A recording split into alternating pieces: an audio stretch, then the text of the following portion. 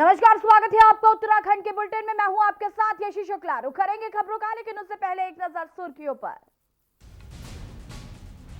नवनिर्वाचित राज्यसभा सांसद नरेश बंसल ने की प्रधानमंत्री नरेंद्र मोदी से शिष्टाचार भेंट। मोदी ने नए दायित्वों के लिए दी बधाई और शुभकामनाएं। बीजेपी के प्रदेश अध्यक्ष बंशीधर भगत ने केंद्रीय वित्त राज्य मंत्री अनुराग ठाकुर से की मुलाकात। चमोली आपदा के बारे में दी जानकारी, जताया आभार।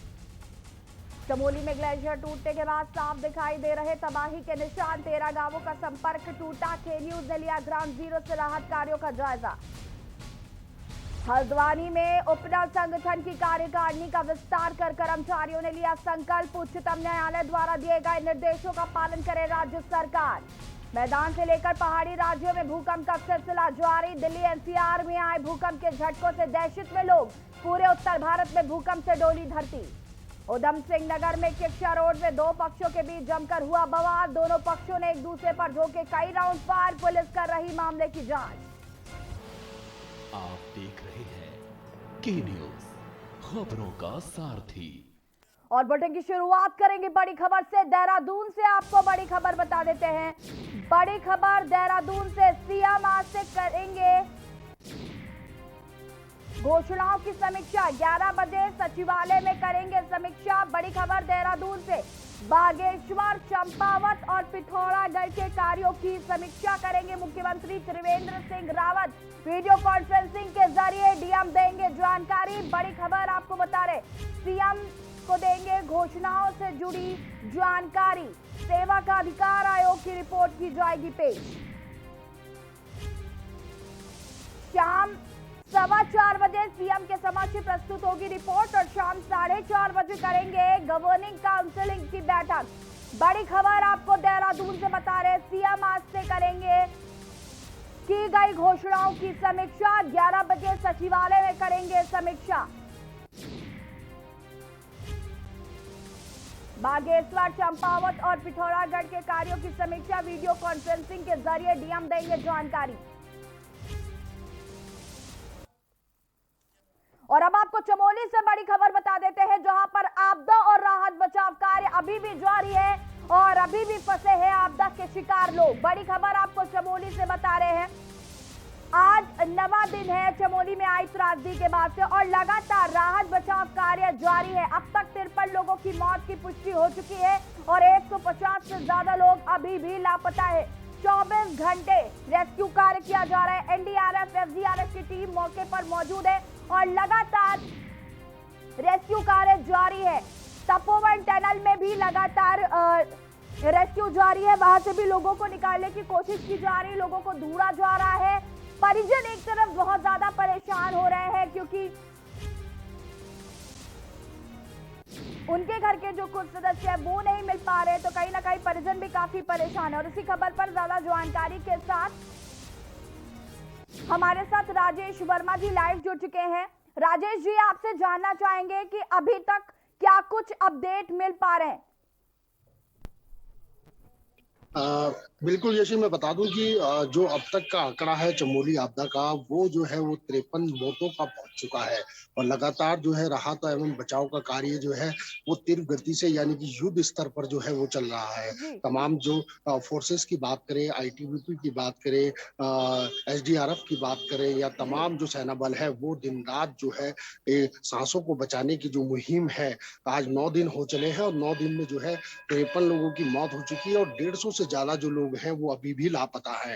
उनके परिजन जो है, क्योंकि हम ग्राउंड जीरो पे हैं, तो ग्राउंड जीरो पे जब हमने जायजा लिया तो जो परिजन है वो दिन रात जो है एक टकटकी लगाए बैठे हैं। कभी अलग अलग जगह पर देखने के लिए सर्च ऑपरेशन तो लगातार चल ही रहा है, लेकिन जो जिसका परिवार है, जिसके लोग हैं, वो कहीं ना कहीं एक आशाएं लेकर के बैठे हैं क्योंकि शायद उनको जो है उनका व्यक्ति जो है वो मिल जाए। लेकिन फिलहाल की जो अपडेट है वो जैसी यही है कि 53 लोगों की मौत हो चुकी है और अब तक जो है 150 लोग लापता है। लेकिन सरकार की तरफ से या तमाम जो सुरक्षा बल है, जो रेस्क्यू टीमें हैं, वो लगातार जो है सर्चिंग का अभियान जो है वो चलाए हुए है। क्योंकि जो रेणी गांव है, रेणी गांव से लेकर जो ऋषि गंगा जो बहती है, उससे मिलने वाली जो तमाम नदियां हैं जो अलकनंदा में जाकर के मिलती है, तो उससे लेकर वहां से लेकर रेणी गांव से लेकर नीचे जो जितने भी घाट हैं या जितना भी जहाँ जो राहत एवं बचाव टीम है, जिनको लगता है कि यहाँ पर जो है बॉडी मिल सकती है या जो व्यक्ति मिल सकते हैं, तो वो उन चीजों को लेकर के कोई भी कोताही नहीं बरती जा रही है। दिन रात जो है सर्चिंग अभियान से लेकर और रेस्क्यू जो है वो लगातार जारी है। कल भी जो है तपोवन टनल है, वहां से जो है 6 लोगों की बॉडी जो है वो रिकवर की है। रेणी गांव से भी 5 लोगों की बॉडी रिकवर की है। तो अलग अलग एरिया रुद्रप्रयाग से जो है एक बॉडी रिकवर की है। लेकिन कहीं ना कहीं जिस तरीके से प्रयास जो है जो हमारी भारतीय सेना है, आईटीबीपी है, एनडीआरएफ है, एसडीआरएफ है, वो दिन रात जो है वो मुहिम चलाए हुए है। युद्ध स्तर पे काम चल रहा है, क्योंकि मलबा बहुत ज्यादा है टनल में और मलबे को निकालने की जो मशक्कत है वो लगातार चल रही है। भले ही आज 9 दिन हो चुके हैं, लेकिन आज भी जब हमने उन जवानों से बात की, एनडीआरएफ के जवानों से बात करी, तो उनका यही मानना है कि अभी भी कुछ कहा नहीं जा सकता, क्योंकि जो सांसें हैं जो उसके अंदर लोग फंसे हुए हैं, उनको जो जिस तरीके से एक उम्मीद है कि शायद कोई सांस या कोई सांसें जो है वो वहां से निकल पाए, लेकिन कोई भी कोताही जो है वो नहीं बरती जा रही है। काम जो है वो युद्ध स्तर पर है। दिन से लेकर रात तक जो है 24 घंटे जो है लगातार जो है जो अभियान है, जो राहत एवं बचाव कार्य का, वो नियंत्रित तौर पे जो है जश्न चल रहा है चंबल से। बिल्कुल कहीं ना कहीं राजेश जी 53 लोगों की मौत बेहद ही दुखद है और अभी 150 से ज्यादा लोग लापता हैं। तो कहीं ना कहीं जो युद्ध स्तर से काम चल रहा है वो हम साफ देख भी पा रहे हैं कि एनडीआरएफ एसडीआरएफ की जो टीम है वो किस तरीके से लगातार काम कर रही है। यहाँ पे राजेश जी मैं आपसे तपोवन टनल के बारे में जानना चाहूंगी, क्योंकि उसके अंदर पानी काफी ज्यादा हो गया था, तो काफी मशक्कत हो रही है एनडीआरएफ एसडीआरएफ की टीमों को वहां से लोगों को निकालने में। तो तपोवन टनल के क्या कुछ अपडेट है, वहां से कैसे लोगों को निकाला जा रहा है, ये मैं आपसे जानना चाहूंगी।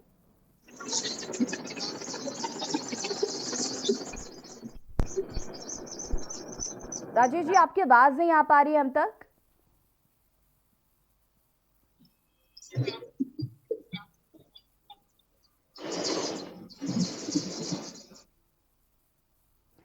लगता है राजेश जी से संपर्क नहीं हो पा रहा है, उन्हें फिर से संपर्क करने की कोशिश कर रहे हैं। बता दें कि चमोली त्रासदी में राहत बचाव कार्य जारी है और जैसा कि हमारे संवाददाता राजेश वर्मा जी ने भी बताया कि अभी तक 53 लोगों की मौत हो चुकी है और 150 से ज्यादा लोग अभी भी लापता हैं। कहीं ना कहीं लगातार उनको खोजने की कवायद जो है वो तेज कर दी गई है। एनडीआरएफ एसडीआरएफ की टीमें मौके पर मौजूद है। और राजेश जी आवाज आ रही है आपको हमारी? बिल्कुल, ऐसे अपना सवाल दोहराएं। जी राजेश जी हम ये जानना चाहते थे कि तपोवन टनल की अगर हम बात करें तो तपोवन टनल में पानी बहुत ज्यादा भर गया था, जिसकी वजह से एनडीआरएफ एसडीआरएफ की टीम को काफी मशक्कत करनी पड़ रही है। वहां अगर लोग फंसे होते हैं तो वहां से लोगों को निकालना काफी मुश्किल हो रहा है टीम के लिए। तो कैसे वहां पर काम चल रहा है, मैं ये आपसे जानना चाहूंगी। बिल्कुल महत्वपूर्ण सवाल है, क्योंकि 9 दिन हो चले हैं। 9 दिन में जो टनल है उसमें जो जिस तरीके से 2 टनल है तपोवन में, वहां जो मलबा है वो काफी अधिक है, क्योंकि लगातार जिस तरीके से तस्वीरें बयां कर रही हैं, तस्वीरें हम अपने दर्शकों को आए टीवी स्क्रीन पर, तो मलबे को निकालने की जो मशक्कत है वो लगातार जारी है। क्योंकि मलबे के बाद एक रिस्क ये भी है बचाव टीम के लिए, क्योंकि हो सकता है संभवतः, क्योंकि वहां पर जो पानी है, कहीं पानी जो है वहां पर ब्लॉक ना हो। अगर मलबा निकालते समय अगर वहां से ब्लास्ट होता है, यानी कि पानी का ब्लास्ट होता है, तो कहीं ना कहीं बड़ी और जो है एक रिस्क जो है वो वहां पे जो राहत कर्मी है उनके लिए हो सकता है। तो बहुत सेंसिटिव जोन है और बहुत तरीके से उस मलबे को जो है सिलसिलेवार जो है वो निकाला जा रहा है। 2 जेसीबी लगाई जा रही है, ताकि दूसरी एक जेसीबी अंदर जाएगी तो और वो मलबा निकाल कर बाहर आती है तो दूसरी जेसीबी तुरंत जाए, क्योंकि कोई भी जो ढील है या जो गति है वो बाधित ना हो। तो इन चीजों को लेकर के खास तौर से ध्यान रखा जा रहा है। हालांकि लगातार जो है मलबे निकालने का काम लगातार जारी है। कल भी हमारी एनडीआरएफ के जो कमांडेंट हैं उनसे बात हुई, तो उन्होंने भी यही बताया कि लगातार जो प्रयास है, आखिरी उम्मीद जो जब तक एक एक बॉडी को वहां से, जब तक एक एक व्यक्ति को वहां से सुरक्षित या जिस हालात में वो इस समय है उनको ना निकाला जाए, तब तक जो है ये अभियान लगातार चलेगा और कोई भी जो ढिलाई है वो नहीं बरती जाएगी। लेकिन जिस तरीके से इस समय सबसे बड़ी जो मुसीबत है वो यही है राहत वालों के लिए, राहत बचाव कार्य करने वाली टीमों के लिए, क्योंकि जो टनल में मलबा है वो काफी अधिक है और जो निकालने का काम है वो लगातार चल रहा है, और इसलिए बहुत चीजें सोच करके निकालनी पड़ रही है वहां से, क्योंकि हो सकता है कि उसमें पानी जमा हो, और पानी अगर वहां से निकलता है तो जो वहां टनल के बाहर लोग खड़े हैं या टनल के अंदर जो लोग काम कर रहे हैं तो उनके लिए परेशानी बन सकती है।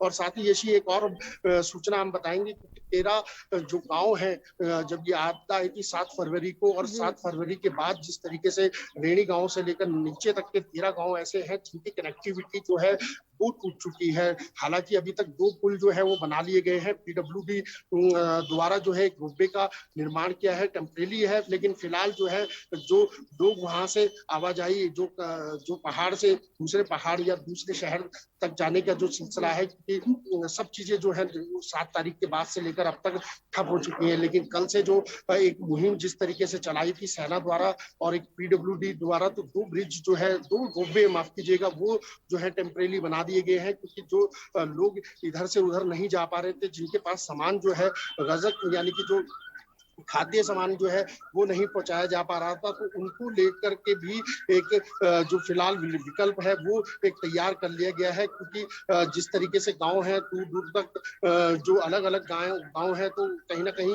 उनके लिए एक बड़ी समस्या है। खाने के सामान के साथ साथ मेडिकल सेवाओं के साथ साथ तो तमाम चीजों को लेकर के एक टेम्परेरी जो 2 पुल है उनको रोबो को बना लिया गया है, और वहां पर से लगातार जो कनेक्टिविटी है गाँव वालों की और जो राहत कर्मी है उनकी कनेक्टिविटी लगातार चालू है, और जिसको देखते हुए अभी जो 13 गांव है 13 गांव के साथ भी संपर्क जो है वो सरकार और जो राहत कर्मी है वो बनाए हुए हैं। जहां पर नहीं जानने का प्रयास है तो वहां हेलीकॉप्टर द्वारा जो है उनको राहत सामग्री जो है वो दी जा रही है। मतलब कुल मिलाकर के अगर बात करें तो पूरी जो लगातार मुहिम है जो राहत बचाव को लेकर के बात की जाए या मेडिकल सेवाओं को लेकर के बात की जाए या तमाम जो लोगों को राहत पहुंचानी है सरकार द्वारा वो उसकी बात की जाए, तो तमाम चीजों को लेकर के लगातार काम जो है वो प्रयास जो है वो जारी है। जहां पर कनेक्टिविटी नहीं भी है तो वहां पर भी जो है हेलीकॉप्टर द्वारा जो है सेना के और वायुसेना के हेलीकॉप्टर द्वारा जो है वहां तक उनको सामान जो है वो पहुंचाया जा रहा है, क्योंकि लगातार जिस तरीके का एक प्रयास है, एक बड़ी मुहिम जिस तरीके से युद्ध स्तर पर चमोली जिले में चल रही है, एक बड़ी घटना है और बड़ी घटना में जो है 150 लोग अभी तक लापता है और 150 लोगों में से 53 लोगों की मौत की जो माफ कीजिएगा 53 लोग जो मौत हुई है उसके बाद 150 लोग लापता है, उनको भी जो है लगातार ढूंढने का काम जो है वो युद्ध स्तर पर जारी है। तो फिलहाल की अगर अब तक की पूरी कुल बात करें तो कई लोग ऐसे भी हैं जो दिन रात वहां पर बैठे हैं, जिनको इंतजार है कि आज उनका जो व्यक्ति जो खोया था उस पावर प्रोजेक्ट में जो आपदा आई थी 7 फरवरी को, उसके बाद से लेकर जो अभी तक लापता है वो शायद मिल जाए। तो कहीं जो अपने हैं उनकी तलाश में बैठे हुए हैं और जो सेना बल है जो तमाम जो वहां पर काम करने वाली टीमें हैं वो नियंत्रण तौर पे जो है वो लगातार जो है राहत एवं बचाव कार्य जोरों शोरों से चलाए हुए हैं। यश राजेश जी, अगर हम बात करें 2013 में आई आपदा की, तो जिस तरीके से केदारनाथ में आपदा आई और उसके बाद ये चमोली में जो हमने त्रासदी देखी, कहीं ना कहीं एनडीआरएफ एसडीआरएफ की टीमें जो हैं, शासन प्रशासन जिस तरीके से काम कर रहा है वो वाकई काबिले तारीफ है, सलाम है ऐसी टीम को, क्योंकि वो रात दिन एक करके जिस तरीके से काम कर रही है। लेकिन अगर हम 2013 की आपदा की बात करें तो उसके बाद कहीं ना कहीं ये जरूर देखा गया है कि सरकार ने सबक लिया था। उसके बाद अब जब ये आपदा आई तो पहले से ही जो तत्परता जो सतर्कता हमने यहाँ पर देखी वो वाकई बहुत काबिले तारीफ रही। जैसे इसमें कोई दो राय नहीं है कि सरकार जो है वो और जो सरकार का जो तंत्र है वो कहीं ना कहीं अपने तरीके से और अपनी मजबूती से काम कर रहा है। लगातार मुख्यमंत्री भी जो है यहाँ पर मॉनिटरिंग बनाए हुए हैं, प्रधानमंत्री ने भी कई बार वार्ता जो है वो मुख्यमंत्री त्रिवेंद्र सिंह रावत से की है। किसी भी तरीके की जो भी राहत केंद्र सरकार से मिल सके उन तमाम राहत के लिए जो है आश्वासन जो है प्रधानमंत्री ने दिया है। तमाम जो लोग हैं अन्य राज्य हैं तब अन्य राज्यों के मुख्यमंत्रियों ने जो है मुख्यमंत्री त्रिवेंद्र सिंह रावत का सपोर्ट किया है और तमाम जो चीजें जिस चीज की भी जरूरत पड़ती है उसके लिए भी आश्वासन दिया है। लेकिन 2013 की जो आपदा है उसको भी हमने कवर किया है, लेकिन 2013 की आपदा में और इस आपदा में बहुत ज्यादा फर्क है। हालांकि उस समय जो आपदा थी 2013 की, वो रात के समय एक जो पानी का सैलाब था वो आया था और उसने तहस नहस कर दिया था रामबाड़ा। आज भी जो है वहां पर गवाही दे रहा है उस निशान के। और उसी तरीके से जिस तरीके से जो 7 फरवरी को जो चमोली से जो ये आपदा आई है, जो जी। रैणी गांव से एक ग्लेशियर टूटने की वजह से जब वो पानी ऋषि गंगा पे ग्लेशियर जब ऋषि गंगा पे गिरा और उसके बाद ऋषि गंगा के बाद जो एक भूचाल जिसको कहा जा सकता है सैलाब का, वो जाकर के सीधा टकराया पावर प्रोजेक्ट पे, जहां पर जी। 200 से ज्यादा लोग जो है वहां पर काम कर रहे जी। थे। लेकिन ये भी बात है कि जो वो सैलाब था वो सिर्फ उसी गंगा यानी उसी अलकनंदा और धौली नदी से मिलता हुआ वो निकल गया, लेकिन सबसे बड़ी जो तबाही उसने मचाई है वो रेणी गांव से लेकर तपोवन तक मचाई है। उसके बाद कई लोगों की अभी भी तलाश जारी है, लेकिन फिलहाल सबक की अगर बात करें, क्योंकि उत्तराखंड में हम देखने 2013 में जो आपदा देखी है उससे अब तक की बात करें तो सीख जो है वो कहीं ना कहीं तो मिली है, क्योंकि एक हमारे उत्तराखंड में जो है SDRF एक टास्क फोर्स अलग से एक फोर्स का निर्माण किया गया है 2013 के बाद से, क्योंकि उनको इस तरीके की ट्रेनिंग दी जाती है कि भूकंप के से अगर कोई प्रभावित क्षेत्र है या इस तरीके की दैविक आपदा अगर किसी तरीके की राजेश आती जी, है तो बिल्कुल कहीं ना कहीं जो सीख इस बार शासन प्रशासन ने ली है वो देखने लायक है, क्योंकि हम उसका नमूना देख रहे हैं कैसे प्रशासन दिन रात एक करके काम कर रहा है। चमोली आपदा और राहत बचाव कार्य लगातार जारी है। राजेश जी, आप हमारे साथ बने रहिए, आपसे अभी और भी जानकारी हम लेंगे। आपको बता दें कि अभी तक 53 लोगों की मौत हो चुकी है और 150 से ज्यादा लोग अभी भी फंसे हुए हैं। SDRF NDRF की टीम जो है वो लगातार रेस्क्यू कार्य कर रही है। आगे आपको और भी जानकारी चमोली से अपडेट देंगे, लेकिन फिलहाल यहाँ पर वक्त हो गया एक छोटे से ब्रेक का। जल्द हाजिर होते हैं।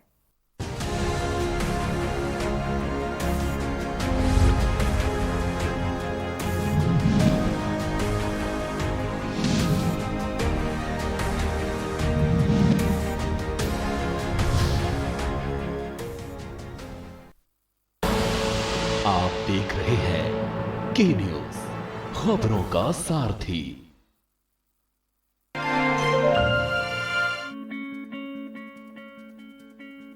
उत्तर प्रदेश के अन्नदाता किसान और सरकार आज हाथ में हाथ मिलाकर उत्तर प्रदेश में समृद्धि की नींव रख रहे हैं। किसानों की आमदनी बढ़ाने से लेकर उनके आत्मसम्मान की रक्षा के लिए सरकार बड़े कदम उठा रही है।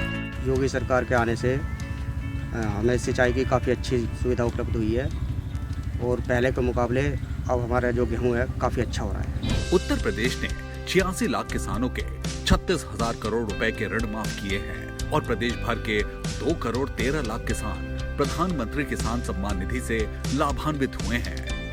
ये बताते हुए प्रसन्नता है, प्रदेश के अंदर 2 करोड़ 35 लाख किसान प्रधानमंत्री किसान सम्मान निधि से लाभान्वित हो रहे हैं।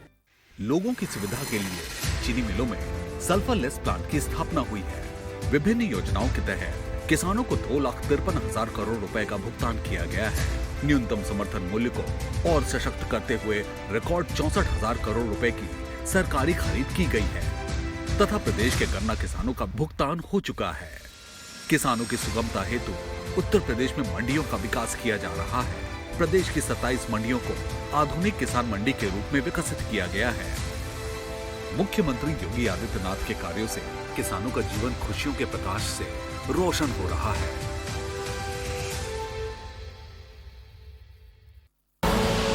आप देख रहे हैं के न्यूज, खबरों का सारथी।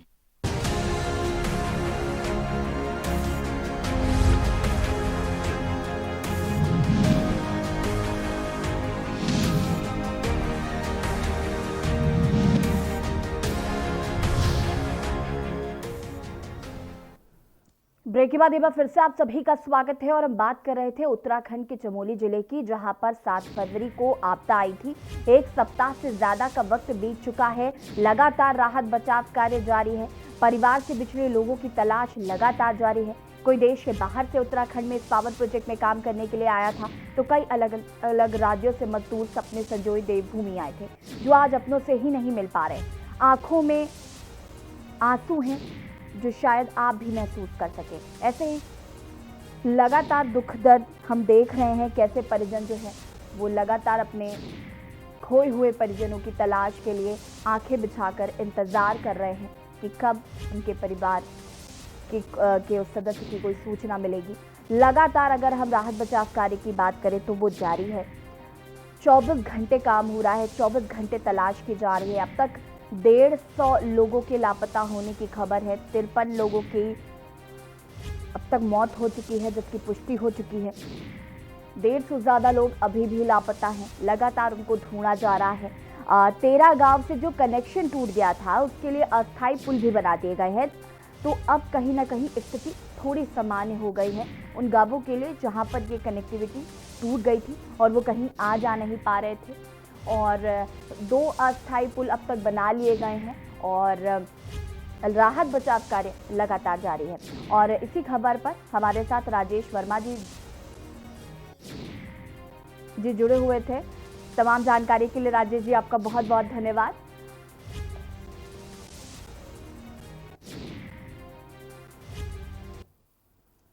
उत्तराखंड के चमोली जिले में आई 7 फरवरी की आपदा को 1 सप्ताह से ज्यादा वक्त बीत चुका है, तो वही परिवार से बिछड़े लोगों की तलाश लगातार जारी है। कोई देश के बाहर से उत्तराखंड में इस पावर प्रोजेक्ट में काम करने के लिए आया था, तो कोई अलग अलग राज्यों से मजदूर सपने सजोए देवभूमि आए थे। आज अपनों से ही परिजन नहीं मिल पा रहे हैं, आंखों में केवल आंसू हैं जो शायद आप भी महसूस कर सकें। ऐसे ही दुख दर्द को जाना ये न्यूज इंडिया ने आपको दिखाते हैं।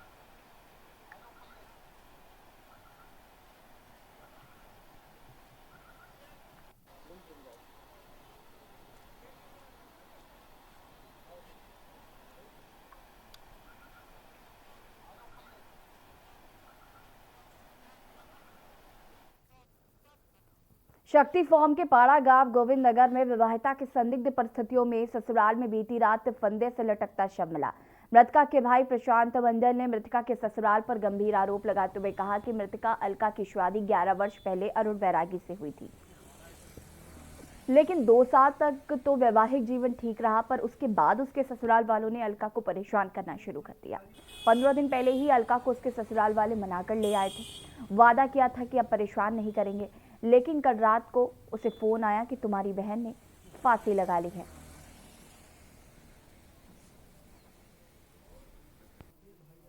उसी दिन क्या हुआ, उसके परिवार वाले आए, पूरे परिवार वाले आए कि आपस में आपस में महिला फुसला के ले जाए। तो उसके परिवार के सभी लोग आए थे, 4-5 बजे के करीब आए और उसमें आपस में जैसा भी बोला कि हम लोगों की इससे गलती हो गई, आइंदा गलती नहीं होगी। इसके पिताजी ने कहा इस बार और एक चांस दे दो, और एक चांस दो। बहुत रिक्वेस्ट किया तो हमने सोचा हमारी सिस्टर है कि चलो उसका संसार बच जाएगा, घर बच जाएगा, तो हमने लास्ट टाइम दे दिया उसको। लेकिन सिस्टर जाना नहीं चाहती थी, लेकिन तब भी एक चांस दे दिया।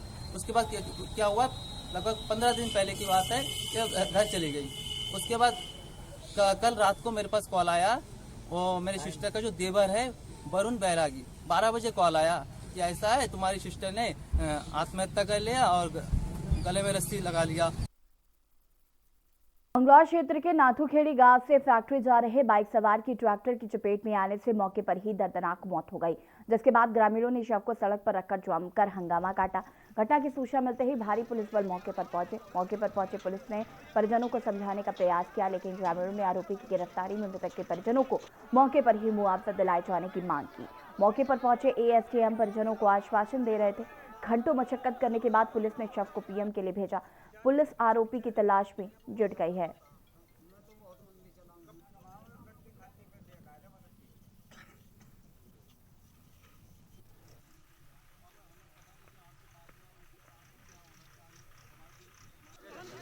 में 5 o'clock के आसपास की घटना है, जिस तरह का एक्सीडेंट सामने आया है। तो एक व्यक्ति की डेथ हुई है। तो एक तो जो व्यक्ति है उसके फैमिली के द्वारा जो शिकायत दी गई उसमें इमीडिएटली मुकदमा दर्ज किया जा रहा है, और बाकी जो पीड़ित परिवार है उसको जो भी आर्थिक मदद प्रशासन के स्तर से रहेगी उसको परिवार को उपलब्ध कराई जाएगी। और बाकी पुलिस के साथ, ARTO के साथ पहले भी 1-2 बार बैठक की जा चुकी है, और पुनः जॉइंटली एक अभियान चलाया जाएगा जिससे कि ओवरलोडिंग और माइनिंग के खिलाफ प्रॉपर कार्रवाई हो सके। शिक्षा नगरी रुड़की के कृष्ण नगर, राजेंद्र नगर समेत कई कॉलोनियों में विद्युत विभाग की तरफ से बड़ी लापरवाही साफ तौर पर देखने को मिल रही है। क्षेत्र में कई गलियां ऐसी हैं जहां पर बिजली के तार को बड़ा जंजाल लगा हुआ है और जगह जगह बिजली के तार लटके हुए हैं जो किसी बड़े हादसे को न्योता देते नजर आ रहे हैं। आपको बता दें कि रुड़की क्षेत्र में आबादी बढ़ने के साथ ही नई कॉलोनियां भी बस गई हैं जिनमें लगातार लोग आकर बस रहे हैं। वहीं इन कॉलोनियों में निवास करने वाले लोगों को विद्युत कनेक्शन देने में विद्युत विभाग के संबंधित अधिकारियों द्वारा भारी लापरवाही बरती गई है।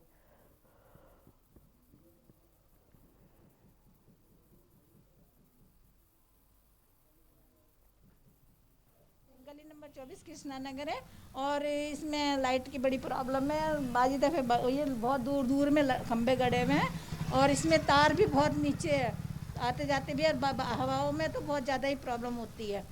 और लाइट में बिल्कुल सामने फ्रंट ब्लास्ट में कोई लाइट नहीं है, कोई खंबा नहीं है। क्या मानते हैं कहीं ना कहीं है? हाँ, कर्मचारियों की लापरवाही है बिजली वालों की। क्या जी आता नहीं कभी इधर? नहीं आते हैं। देख ये तार डले थे 2 साल के करीब हो गए, ये तार जब से लटका हुआ है, कोई देखने नहीं आया इसको। कौन सा मोहल्ला है? ये शास्त्री नगर गली नंबर 8 है। कोई दुर्घटना कर सकती है यहाँ? ये नंगा तार है, देखो। क्या मानते हैं जी? हाँ, जेई की लापरवाही के लंबे समय बाद उत्तराखंड क्रिकेट को बीसीसीआई ने मान्यता तो दे दी, लेकिन फिर लगता है क्रिकेट राजनीति की भेंट चढ़ रहा है जिसका असर उत्तराखंड की खेल प्रतिभाओं पर पड़ रहा है। वही क्रिकेट एसोसिएशनों की लड़ाई से नुकसान उत्तराखंड क्रिकेट का ही हो रहा है, जिसके चलते डोईवाला में उत्तरांचल क्रिकेट एसोसिएशन ने क्रिकेट एसोसिएशन ऑफ उत्तराखंड पर एक के बाद एक कई आरोप लगाते हुए पत्रकारों के सामने अपनी बात रखी और मामले पर एसोसिएशन पर कई गंभीर आरोप लगाए।